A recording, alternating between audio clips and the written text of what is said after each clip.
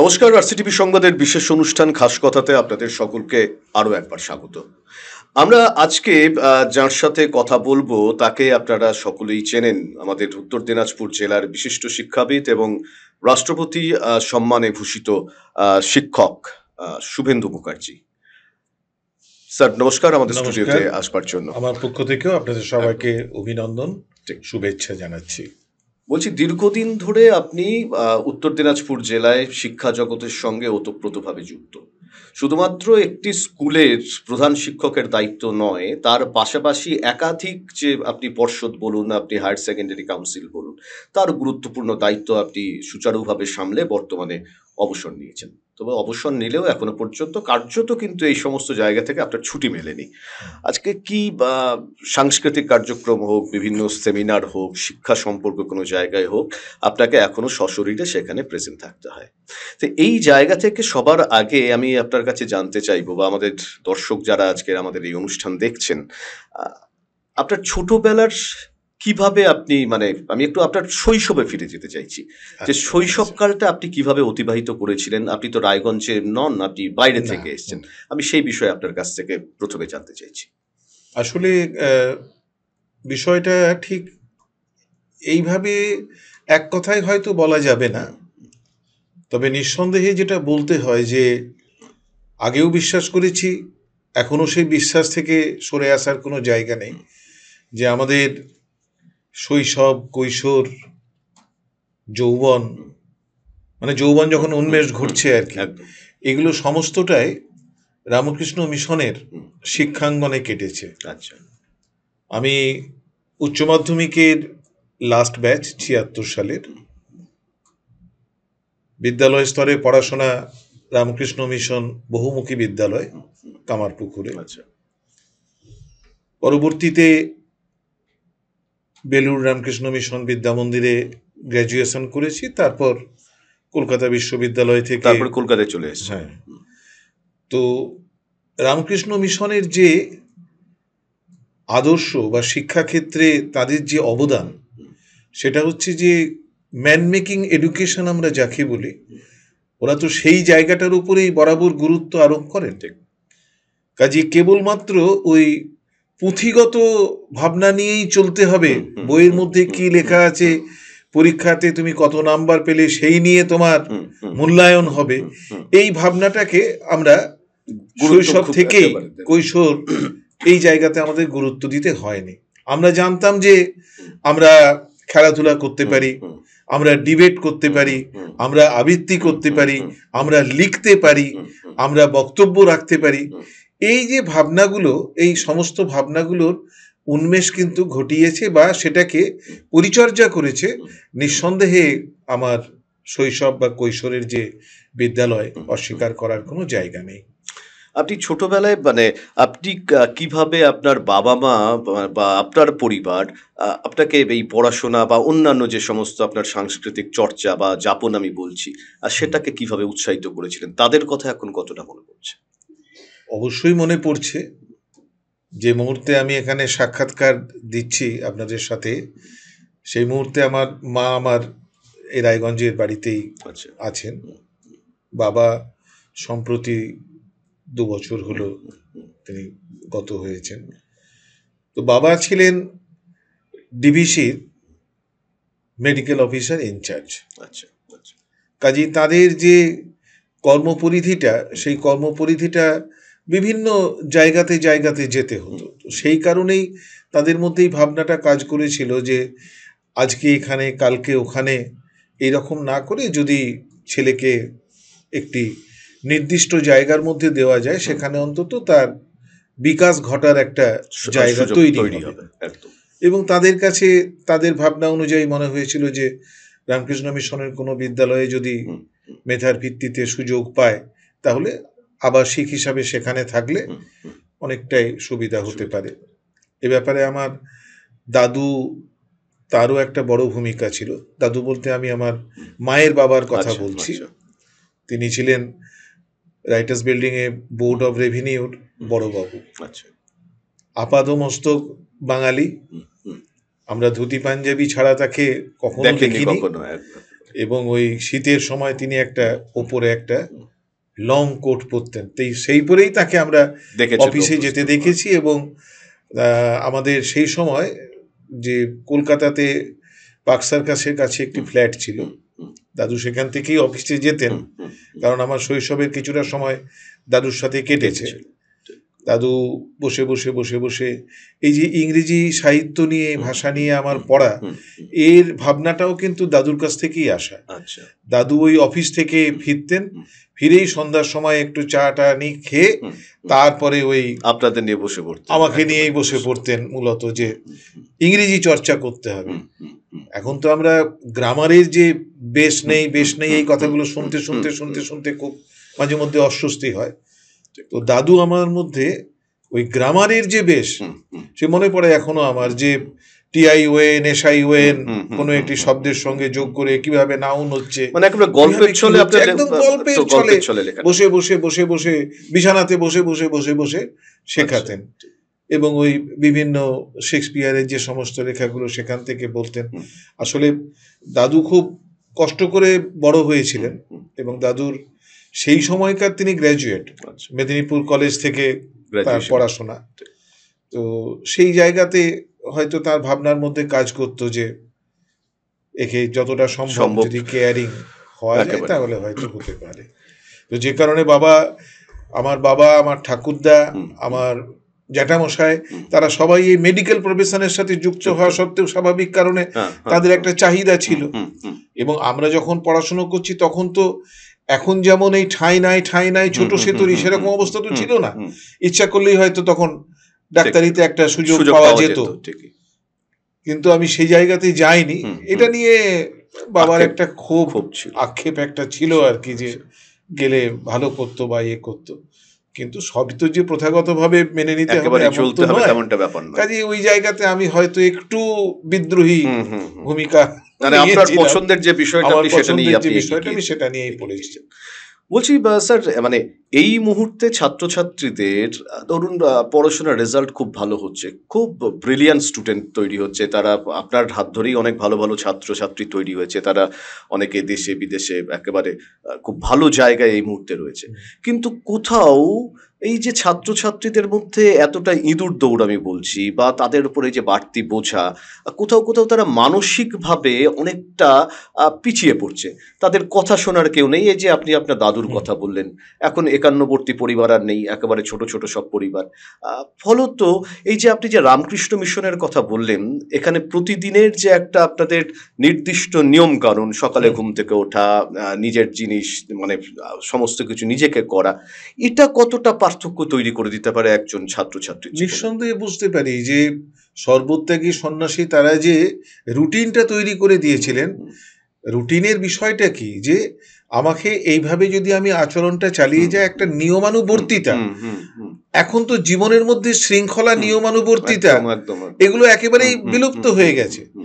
এই যে আপনি ইঁদুর দৌড়ের কথা বললেন, প্র্যাকটিক্যালি তো তাই, আমরা প্রত্যেকেই দৌড়চ্ছি, ডেস্টিনেশন আমার আননোন, একেবারে লক্ষ্য কি আমরা সেটা জানি না, লক্ষ্য কি আমি জানি না।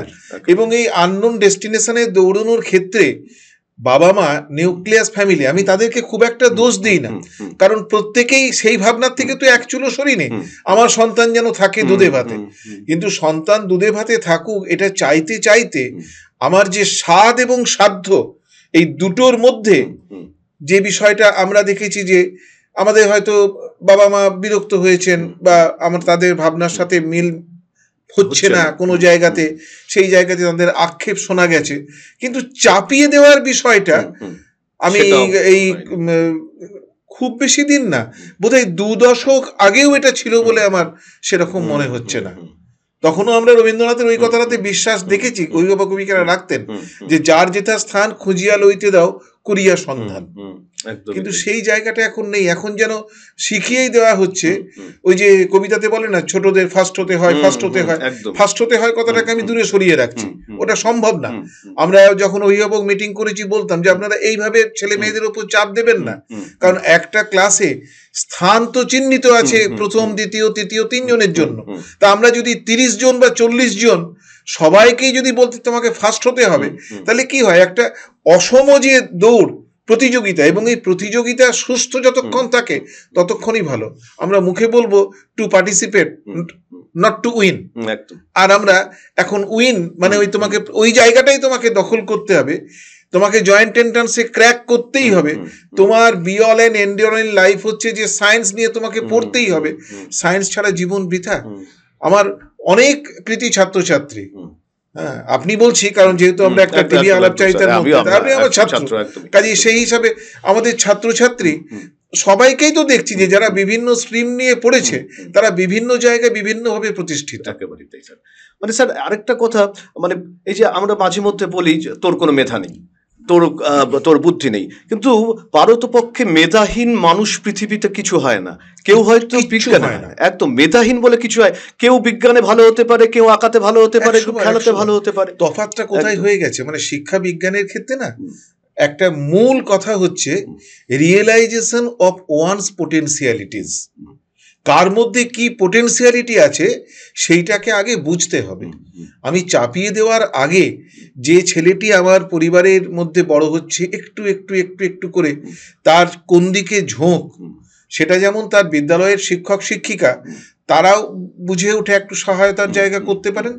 আর বাড়ি তো হচ্ছে সবচেয়ে তার তো ফার্স্ট ফ্রন্ট, সেই ফার্স্ট ফ্রন্টে তাকে যদি আমরা প্রতিনিয়ত লক্ষ্য করি তাহলে আমরা বুঝতে পারবো যে তার ঝোঁকটা কোন দিকে। অনাবশ্যক তার কাছ থেকে এমন কিছু যদি চাওয়া হয় যেটা তার মনের মধ্যে চাপ সৃষ্টি করছে, একটা বাচ্চা আমরা আজকে বলি যে স্ট্রেস ট্রেন কমান, স্ট্রেস ট্রেন কমান, কমাবে কি করে? যদি শৈশব থেকেই তার মনের মধ্যে ওই চাপটা তৈরি করে দেওয়া হয় তাহলে তো তার এই সুকুমার বৃত্তি কতখানি নেবার মতন জায়গাতে আছে সেটা আমাদের ভাবা দরকার। মানে আপনি এখন বিভিন্ন জায়গায় বিভিন্ন হসপিটালে গেলে দেখবেন, আমারও ওটা খুব ভাবতে এখন অবাক লাগে, যেটা কয়েক দশক আগে ছিল না, চাইল্ড সাইকোলজিস্ট বিভিন্ন জায়গায়, এবং সেখানে ভিড় উপচে পড়ছে বিভিন্ন জায়গায় বিষয়গুলো নিয়ে। ফলে আপনি যেটা বললেন, কোথাও চাইল্ড সাইকোলজিটা হয়তো বোঝার ক্ষেত্রে অভিভাবক বলুন বা কিছু ক্ষেত্রে শিক্ষকদের তো একটা গুরু দায়িত্ব থাকে। আপনি এতদিন ধরে শিক্ষকতার সঙ্গে করে এসেছেন, সমস্যাটা কোথায়? ইদানিংকালে যদি আমরা দেখি যে এডুকেশন পেডাগজি নিয়ে যারা কাজ করছেন, একটা বিষয় কিন্তু খুব বেশি মাত্রায় যে ইদানিংকালে মানে বেশ কিছুদিন ধরে লক্ষ্য করা যাচ্ছে যে এই যে সাইকোলজির বিষয়টা আপনি বললেন, কাউন্সেলিং এর প্রয়োজনটা পড়ছে। তার কারণটা হচ্ছে যে সিজোফ্রেনিয়া, হ্যাঁ, লস অফ পার্সোনালিটি। সিজোফ্রেনিয়ার যে বিষয়টা সেটা হচ্ছে লস অফ পার্সোনালিটি। তাহলে লস অফ পার্সোনালিটি কখন ঘটে? যখন কিন্তু সে তার নির্দিষ্ট যে ভাবনা, তার যে ক্যাপাসিটি, সেই ক্যাপাসিটির বাইরে চলে যাচ্ছে, ডিরেলড হয়ে যাচ্ছে। একটা ট্রেন তার নিজস্ব গতিতে যেতে যেতে যদি ডিরেলড হয়ে যায় তাহলে তো একটা বিপর্যয় ঘটবে। সেই বিপর্যয়টার সাথে মোকাবিলা করার মতন জায়গা থাকে না বলেই ইদানিংকালে মনোবিজ্ঞানের ভাষায় মানসিক ভারসাম্য হারানোর সংখ্যাটা অত্যন্ত গুণিতক হারে বেড়ে চলেছে, এবং বিদ্যালয় স্তর থেকে। এই জায়গাতে আমাদের লক্ষ্য দেওয়া খুব দরকার।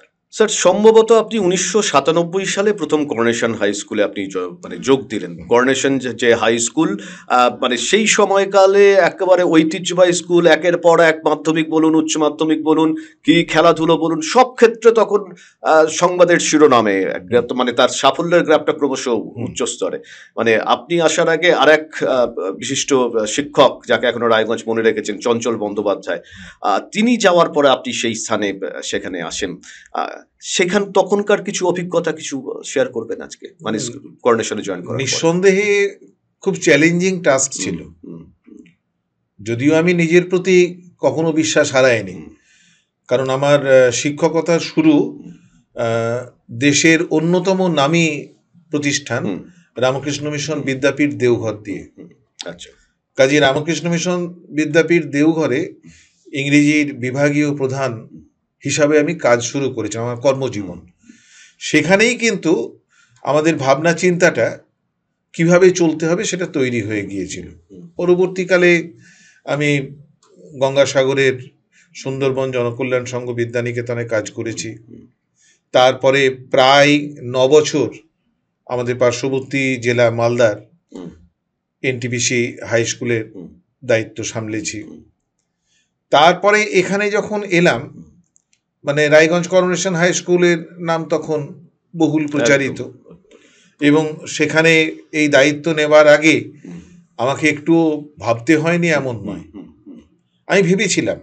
কিন্তু এটাও দেখেছি যে আপনি ভাবনার সাথে সাথে যদি মনে করেন যে না, যে কোনো চ্যালেঞ্জিং টাস্ককে একটা চ্যালেঞ্জ হিসাবেই নিতে হবে, তাহলে কোনো অসুবিধা হওয়ার কথা নয়। আমি এটাকে একটা চ্যালেঞ্জ হিসাবেই নিয়েছিলাম।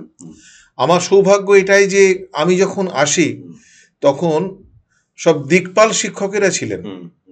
দীপক চ্যাটার্জি মহাশয় ছিলেন, আমাদের সমরধর ছিলেন, দিলীপ বাবু ছিলেন। দিলীপ বাবুকে খুব আমি বেশি দিন পাননি, আমি পেয়েছি আমাদের এসটি এর প্রতিষ্ঠাতা।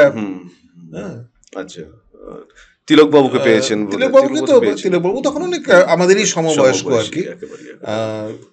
যাদেরকে পেয়েছিলাম তাদের সান্নিধ্যে এসে সলিল দত্ত ছিলেন, এদের সান্নিধ্যে এসে বুঝেছি যে এরা যে স্কুলটাকে ধরে রাখার ক্ষেত্রে এদের অবদানটা কোথায়।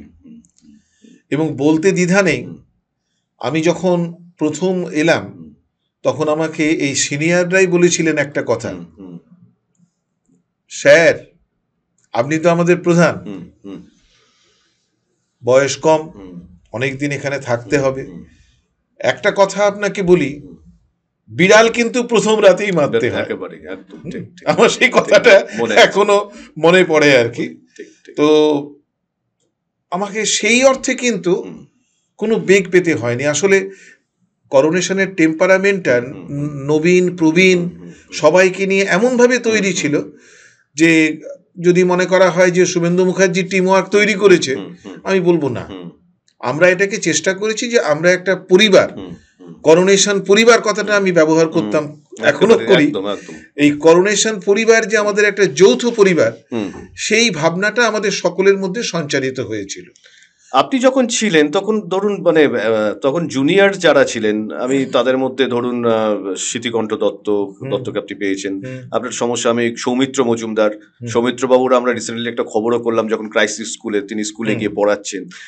আমি বললাম যে এই যে আপনি যখন একজন অভিভাবক, একজন স্কুলের অভিভাবক, তখন স্কুলটা পরিচালনা করতে গিয়ে কখনো কখনো কাউকে বাড়তি আপনাকে একটু চাপ দিতে হয়েছে, বা কোথাও কি তাদের মধ্যে একটা মানে মনোমালিন্য বা আপনার কথায় খারাপ লেগেছে, যেটা আপনার পরে একটা মন খারাপের বিষয়, এরকম কোনো ঘটনা আমাদের ঘটেনি বললে তো মানে সত্যি। অভিভাবক যখন আপনি আছেন তখন এইবারে যখন আপনি দায়িত্বে আছেন তখন আপনাকে কিছু কিছু সিদ্ধান্ত নিতে হয়, যে সিদ্ধান্তটা সকলের মনোপুত নাও হতে পারে। কিন্তু ওই যে বলছি যে আমাদের স্কুলের ফ্রেমওয়ার্কটা এমন ছিল যে মনোমালিন্য হয়েছে, তারপরে হয়তো পরে আলাদা করে ডেকে বলছি বা করছি, তখন দেখেছি যে বোঝার জায়গাতে থাকে।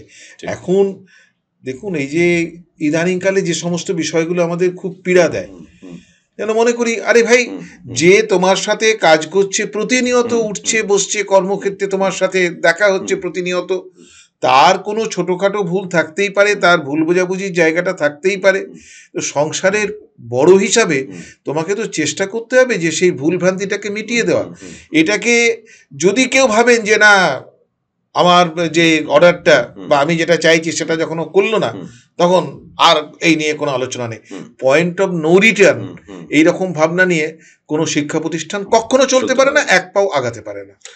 স্কুল পরিচালনার ক্ষেত্রে আমরা তো মানে পরবর্তীকালে দেখছি বিভিন্ন জায়গায় যে স্কুল পরিচালনার ক্ষেত্রে পরিচালন সমিতি, তখন আপনি যখন ছিলেন তখনও বোধহয় পরিচালন সমিতির নির্বাচনের একটা বিষয় থাকতো আর কি, রাজনৈতিক সেখানে একটা মত পার্থক্য ছিল, কন্টেস্ট হতো। এখন তো সেটা সরকার নির্ধারণ করে দিচ্ছে। যখন আপনি ছিলেন পরিচালন সমিতিতে যারা ছিলেন, কোথাও কি তাদের হস্তক্ষেপ আপনার শিক্ষকতার জীবনকে বা শিক্ষকতার আদর্শকে কোথাও প্রভাবিত করেছিল?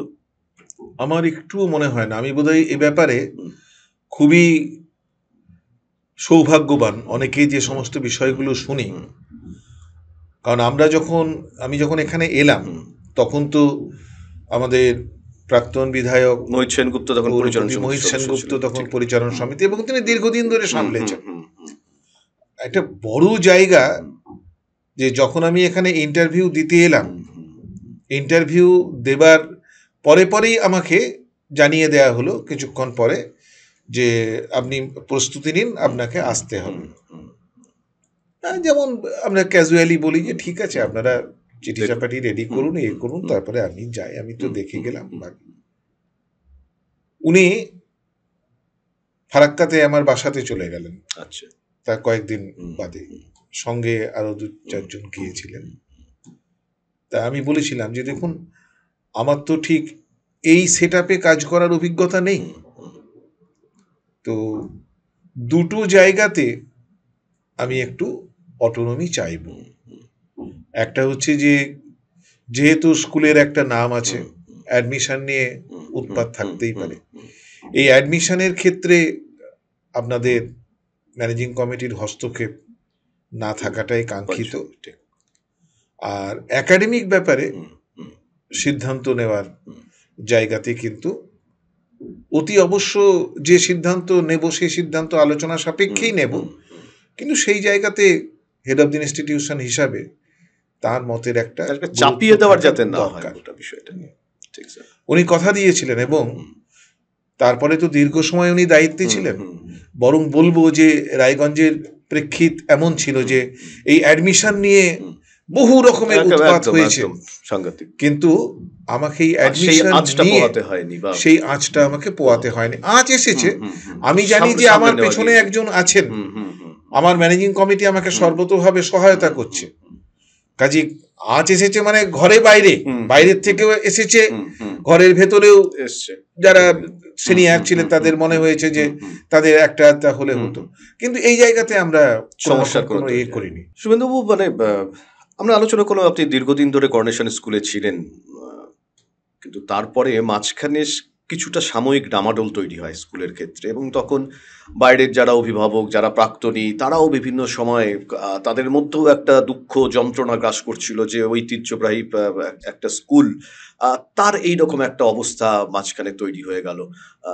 সেই জায়গাটা থেকে আপনাকে কখনো সেটা পীড়া দিয়েছিল, বা স্কুলের একটা যখন ক্রাইসিস, ধরুন দীর্ঘদিন এই বিগত 2 বছর ধরে করোনেশন আবার গ্রাফ আবার ঊর্ধ্বমুখী, খুব অসাধারণ রেজাল্ট হয়েছে, কিন্তু মাঝের কটা বছর সকলে হাফ বিত্তাস করে বসে থাকতো যে করোনেশনের যে সেই সাফল্যের ধারাটা, সেই গ্রাফটা অনেকটা পড়ে গিয়েছিল, সেটা প্রাক্তন প্রধান শিক্ষক হিসেবে পীড়া দিয়েছে। পীড়া তো দেবেই, আপনি একটা জায়গাতে ছিলেন, কিন্তু একটা বিষয় আমি বলবো যে কোনো গ্রাফ কখনো একেবারে ঊর্ধ্বমুখী হয়ে যাবে, অনন্তের দিকে যাবে কি, তার ওঠাপড়া থাকবেই।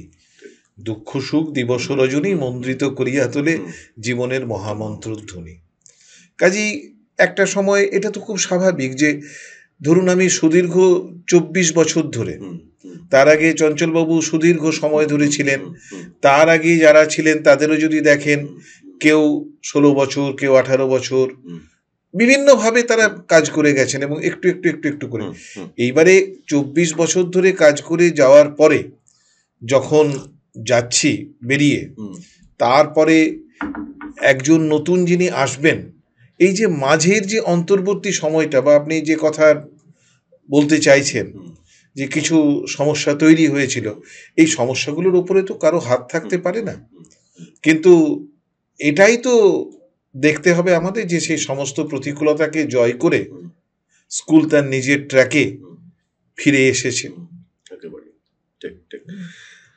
আপনি মানে চাকরিরত অবস্থায় রাষ্ট্রপতি সম্মানে আপনি ভূষিত হয়েছিলেন, তার কোনো স্মৃতি আমাদের সঙ্গে শেয়ার করবেন আজকে? স্মৃতি তো অবশ্যই আছে। আমি 1911-তে প্রথম শিক্ষারত্ন, যতদূর আমার মনে আছে 2011-তে প্রথম শিক্ষারত্ন দেয়া শুরু হলো। সেই বছর শিক্ষারত্ন পশ্চিমবঙ্গ সরকারের কাছ থেকে পেয়েছি। তার আগে 2007-এ economic growth society of India lifetime achievement award দিয়েছিলেন, দিল্লিতে গিয়ে নিয়ে আসতে হয়েছিল। তারপরে এই যে জাতীয় পুরস্কারের জন্য যখন বিবেচিত হলাম, তারপরে যে সমস্ত ফর্মালিটি সেই সমস্ত করে দিল্লিতে গেলাম, আমাদের বিজ্ঞান ভবনে অনুষ্ঠান হয়েছিল। এমনিতে তো নিঃসন্দেহে সকলের খুব আনন্দ, সকলের খুব উচ্ছ্বাস, খুবই ভালো লেগেছে। সব থেকে ভালো লেগেছে, প্রয়াত হয়েছেন প্রেসিডেন্ট সাহেব আমাদের প্রণব মুখার্জি। তো সেই সময় শিক্ষামন্ত্রী ছিলেন আমাদের স্মৃতি ইরানি। আচ্ছা,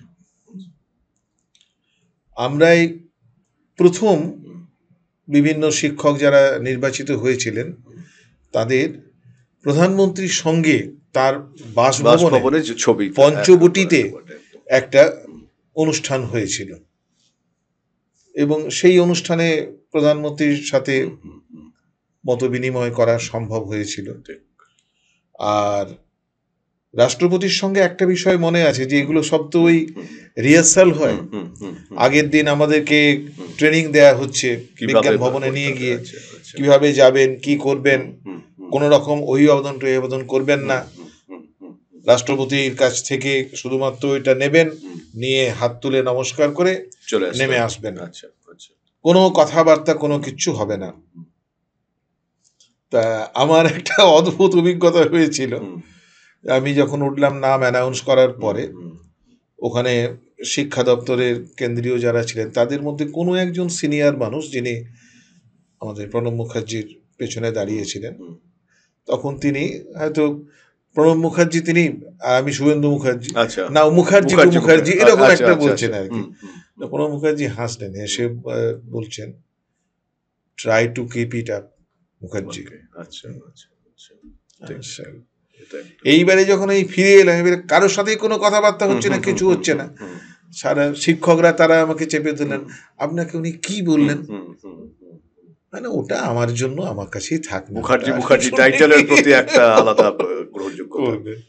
এই একটা অভিজ্ঞতা। স্কুলে যখন আপনি ছিলেন, মানে আমরাও আপনাকে পেয়েছি, কখনো কখনো ছাত্র, মানে তখন ধরুন যে ছাত্রছাত্রীদের বকলে বা দুটো গালে থাপ্পড় মারলে এটা নিয়ে এত মিডিয়াও খবর করতো না, বা অভিভাবকরাও এসে স্কুলে হামলে পড়তো না গোটা বিষয়টা নিয়ে। আপনিও তো সেই রকম অনেক জায়গায় ছাত্রছাত্রীদেরকে বকাঝকা করেছেন, প্রচন্ড বকেছেন, আবার প্রয়োজনে কাছে টেনে নিয়েছেন। এখনকার সাথে সেটা কি কোথাও একটা মনে হয় যে ছাত্রছাত্রীরা অনেকেই, ছাত্রীদের তো বিষয়টা নেই, ছাত্রদের কথাই বলছি, তাদের অনেককে হয়তো মানে দৈহিকভাবেও শাস্তি দিতে হয়েছে, কিন্তু কখনো এটা এই রকম জায়গাতে যায়নি। এবং সেই ছাত্ররা এখন দেখা হলে বলে, স্যার আমি বাড়িতে বলি যে আজকে তোদের তো এই সমস্ত উঠে গেছে, স্যার আমাদেরকে বকাও দিতেন, এও করতেন, আবার পরে ডেকে বলতেনও, তো স্যার ওই বিষয়গুলো ছিল বলে না আমরা বোধহয় দুটো করে খাচ্ছি, একেবারে ওগুলো কোনো বিষয় নয়। তবে বাবা দিন তো পাল্টাচ্ছে, আসলে আমাদের একটু সবাইকেই বলবো যে দায়িত্ব এবং দায়বদ্ধতা প্রত্যেকটি শিক্ষক শিক্ষিকা প্রত্যেকটি বিদ্যালয়ে সেইভাবে মাথায় রাখা দরকার যে তাদের সব থেকে বড় বিষয়টা কিন্তু হচ্ছে সংবেদনশীলতা। গান্ধারীর আবেদনে খুব পরিষ্কারভাবে গান্ধারী বলছে যে দণ্ড বেদনা পুত্রেরে পারুনা দিতে সেকারে দিও না, যে তোমার পুত্র নহে তারও পিতা আছে, মহা অপরাধী তুমি হবে তার কাছে। শিক্ষকের কাছে এটা প্রচন্ড গ্রহণযোগ্য একটা পরিষ্কার, এটা মাথায় রাখা খুব দরকার। বলছি স্যার, এই মুহূর্তে আমি কোনো রাজনীতির আলোচনায় যাচ্ছি না, আমি শুধু শিক্ষার পরিবেশটা বলছি, যে এই যে শিক্ষা নিয়ে যে টালমাটাল পরিস্থিতি চলছে, 26,000-এর চাকরি চলে গেল, সেখানে বলা হচ্ছে যে টাকার বিনিময়ে মেধা কেনা হচ্ছে, অযোগ্যরা চাকরি পাচ্ছে, একজন শিক্ষাবিদ হিসাবে, শিক্ষক হিসাবে কতটা পীড়া দেয়? কোনোভাবেই এই ভাবনাটাকে সমর্থন করি না যে মেধা টাকার কাছে বিকিয়ে যাবে, কারণ এতে করে যারা এইভাবে ঢোকার কোনো প্রচেষ্টায় যুক্ত আছেন তারা প্রকৃত অর্থে শিক্ষাঙ্গনের যোগ্য কিনা আমি জানি না। আবার এই যে যাদেরকে আমরা যোগ্য বলছি, তার মানে কি যে তারা কোনো না কোনো ইয়ার্সটিক অনুযায়ী তাদের যোগ্যতাটা প্রমাণিত হয়েছে বলেই কিছু অংশকে, একবার সামান্য অংশ বাদ দিয়ে বড় অংশটা তাদের যোগ্য বলা হচ্ছে। আমি এদের যে বক্তব্য তার সাথে সম্পূর্ণ সহমত, তাতে কে কি মনে করলেন কিচ্ছু যায় আসে না। দেখুন, একজন নিজের যোগ্যতায় চাকরি পাওয়ার পরে হঠাৎ করে যদি সে দেখে যে চারপাশের সেই চাকরিটার সঙ্গে তো অনেক কিছু যুক্ত, তার পরিবার পরিজন, তার সংসার, সমস্ত কিছু, তা হঠাৎ করে যদি গেল অন্যদিকে ছাত্রছাত্রীদের ভবিষ্যৎ, ছাত্রছাত্রীদের কাছে তার যে সোশ্যাল স্ট্যাটাস, সোশ্যাল প্রেস্টিজ, এই সমস্ত কিছু ধূলিসাৎ হয়ে যাওয়া, এই মানুষগুলোর কথা ভাবতে গেলে প্রতিনিয়ত মনে হয় এদের কি অপরাধ ছিল, এদেরকে কেন রাস্তায় রাস্তায় ঘুরে বেড়াতে হবে। মানে শিক্ষকের যে মহান পেশা, এক ধাক্কায় সেটা কোথায় কোথায় গেল সেটা। এবং শিক্ষক হিসেবে পরিচিতি দেবার আগে এখন তো মানে যথেষ্ট ভাবতে হয়। মানে আমি শুধু সেটা বলছি না, ব্যাংকে লোন নিতে গেলে এখন বলা হচ্ছে যে কোন ইয়ারে চাকরি পেয়েছেন, কোন ইয়ারে চাকরি পেয়েছেন, কতটা কি মানে কতখানি যন্ত্রণার জায়গা। আমরা শুনেছি যে একটা সময় আমাদেরকে শুনতে হতো যে বা যারা 70-এর দশকে পাশ করেছে তখন একটা অদ্ভুত কৈফিয়ত দিতে হতো, 70-এর দশকে পাশ করা এগুলো তো এরকম একটা মানে 70-এর দশকে যারা পশ্চিমবঙ্গ সন্দেহ সংশয়ের জায়গাটা। এই শিক্ষক সমাজ, এরা তো পরিবার আছে, পরিজন আছে, বাচ্চারা আছে, তাদের কাছে এদের কি অবস্থানটা হলো, সমাজের কাছে কি অবস্থানটা হলো, ছাত্রছাত্রীর কাছে অবস্থানটা কি হলো, এটা কি কোনো মূল্যেই এরা তাদের যোগ্যতা প্রমাণ করে ফিরে আসুন, এটা যেমন সর্বান্তকরণে চাইবো, কিন্তু তাদের এই হৃত সম্মান কোনোভাবে আমরা ফিরিয়ে দিতে পারবো? অত মনে হয় না। এই যন্ত্রণা তাদের প্রতিনিয়ত কুড়ে কুড়ে কুড়ে কুড়ে খাবে। আমারও ছাত্রছাত্রীরা আছে, তাদেরও কিছু কিছু পরীক্ষা, তারা যখন আসে আমি বলি বাবা কিছু বলার নেই, কিছু বলার মতন ভাষা আমার নেই। মানে যারা এর পেছনে সরাসরি যুক্ত আর কি, আমি চাই তাদের দৃষ্টান্তমূলক শাস্তি হোক। যারা সরাসরি যুক্ত, যারা এই একটা মানে অ্যাটমসফিয়ারটা ক্রিয়েট করলো যে টাকা ছাড়া চাকরি হবে না, ফলে অনেক ভালো ভালো ছেলে মেয়ে মেধাবী ছাত্রছাত্রীরা কিন্তু এই প্রলোভনে পা দিয়ে। আমার অন্য কোনো বিষয় নিয়ে বক্তব্য নেই, আমার বক্তব্য হচ্ছে যে যোগ্যতার নিরিখে যারা পেল তারা কি অপরাধটা, তারা কোন অপরাধটা করলো যে হঠাৎ করে তাদের দিন রাত ইতিহাস ভূগোল সমস্ত কিছু একদম পাল্টে গেল রাতারাতি। স্যার, অবসরের পর আপনি চাকরি থেকে অবসরের পর বেশ কয়েক বছর আপনি বাইরে চলে গেলেন, রামকৃষ্ণ আশ্রমে আপনার পড়াশোনা, তারপরে সেই রামকৃষ্ণ আশ্রমের দায়িত্ব নিয়ে চলে গেলেন। কোথাও কি একটা মানে অভিমান বুকে নিয়ে রায়গঞ্জ ছেড়েছিলেন? না, আমি অভিমান বুকে নিয়ে, কারণ রায়গঞ্জ বরাবরের জন্য ছেড়ে যাওয়ার কোনো গল্প নেই। রায়গঞ্জ প্রতিষ্ঠা দিয়েছে, রায়গঞ্জ সম্মান দিয়েছে, এখনো পর্যন্ত রায়গঞ্জের প্রত্যেকটি ক্ষেত্রে কোনো অনুষ্ঠান হলে সেখানে যেতে হয়, বলতে হয়। আসলে বিষয়টা হচ্ছে যে যখন কাজের মধ্যে থেকে হঠাৎ অবসরের জায়গাটা আসবে, তখন যে জায়গাটা নিয়ে কাজ করে গেলেন সেই ভাবনাটা আপনার থাকবে। এবং এই যুক্ত থাকার বিষয়টা যে অন্তত কিছু না কিছু কাজের সাথে যুক্ত থাকা, হোক না সেটা অনারারি, ঠিক সেই ভাবনা থেকেই এখানে ওখানে বিভিন্নভাবে যাওয়া। একদম একদম। আরেকটা যেটা প্রশ্ন আপনার কাছে, দেখুন মানে শুধুমাত্র আপনি শিক্ষাবিদ হিসাবে নয়, বিভিন্ন আপনি রায়গঞ্জ কালচারাল ফোরামের সভাপতি পদে রয়েছেন, একাধিক গুরুত্বপূর্ণ সংগঠনের সঙ্গে যুক্ত। দেখুন রায়গঞ্জে এখনো পর্যন্ত যত শিক্ষা প্রতিষ্ঠান, সাংস্কৃতিক কর্মকাণ্ড হোক, কোনো এনজিওর কর্মকাণ্ড হোক, যে কোনো রাজনৈতিক দল, মানে সমস্ত দলগুলোর কাছে শুভেন্দু মুখার্জি, আরেকজনের নাম আমি আজকে আপনার সামনে করছি সুশীল গোস্বামী, এই দুজনের গ্রহণযোগ্যতা মানে অপরিসীম আর কি। সেটা যে কোনো পার্টি হোক, যে কোনো নেতা হোক, যে কোনো এনজিও হোক, এই যে একের পর এক অনুষ্ঠানে আপনি যাচ্ছেন, সেখান থেকে তো আর্থিকভাবে আপনারা কোনো লাভবান হচ্ছেন না, কিন্তু ধরুন এই যে আপনাকে টাইম দিতে হচ্ছে, হয়তো টোটো ভাড়াটা করে আপনাকে যেতে হচ্ছে, কিসের স্বার্থে এতগুলো অনুষ্ঠানে যাচ্ছেন এনজিওর প্রোগ্রামে? স্বার্থ তো একটাই, একটা কথায় উত্তর দিতে গেলে শিক্ষক হিসাবে আমার সামাজিক দায়বদ্ধতা আমি অস্বীকার করতে পারি না। সুকান্ত ভট্টাচার্যের কবিতাতে আছে না যে বাসযোগ্য করে যাব আমি নবজাতকের কাছে আমার দৃঢ় অঙ্গীকার। একদমই না, আমি বলছি যে এই মুহূর্তে যখন বিভিন্ন জায়গায়, মানে আমি বলছি এটা কিভাবে আপনি উপলব্ধি করেন যে বিভিন্ন রাজনৈতিক দল, সেটা ডান হতে পারে, বাম হতে পারে, এটা হতে পারে, সেটা হতে পারে, এর সাথে তার সমস্যা, পলিটিক্যালি সমস্যা, কিন্তু সেই জায়গায় শুভেন্দু মুখার্জি, সুশীল গোস্বামীর মতো শিক্ষাবিদরা তাদের ডাক সবার আগে সেখানে তারা পৌঁছে যান। আমি বলছি এই অসম্ভবটা কিভাবে সম্ভব হলো? আমার তো খুব পরিষ্কারভাবে মনে হয় যে কনফ্লিক্ট অফ ইন্টারেস্ট, যেটা নিয়ে বিভিন্নভাবে বিভিন্ন জায়গাতে উঠে আসে বিতর্ক, সেইটার থেকে যত আপনি বিরত থাকবেন তত আপনার এই জায়গাটা বজায় থাকবে। আপনার কাছে তো মানে একাধিক রাজনৈতিক দলের পক্ষ থেকে আপনাকে রাজনীতিতে যাতে আপনি নামেন সেরকম কিছু তো অফার আপনার কাছে গিয়েছিল। সেই অফার আপনি নেননি। আগামী থেকে কোনো ইচ্ছা আছে যে রাজনীতির ময়দানে শিক্ষাবিদ হিসাবে শুভেন্দু মুখার্জি আসবেন, আমরা দেখতে পারবো সেটা? বিন্দুমাত্র নয়।